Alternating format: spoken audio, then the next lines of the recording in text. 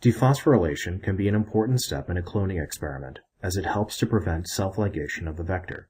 In the cloning workflow, inserts and vectors that have been generated by restriction enzyme digestion possess a 5' phosphate and a 3' hydroxyl group, which are necessary for ligation to proceed.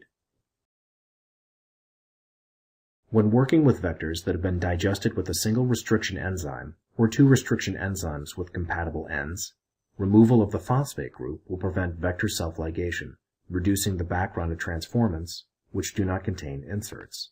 This will decrease the number of transformants needed to screen for clones with the correct insert.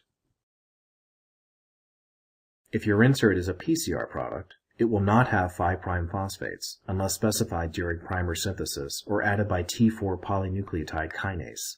For optimal cloning results, we recommend ligating a phosphorylated PCR product to a dephosphorylated vector to minimize self-ligation of vector and reduce background colonies.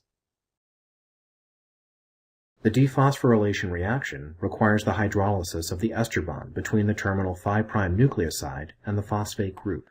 This is achieved using a family of enzymes known as phosphatases. Dephosphorylation can be accomplished with any number of phosphatases.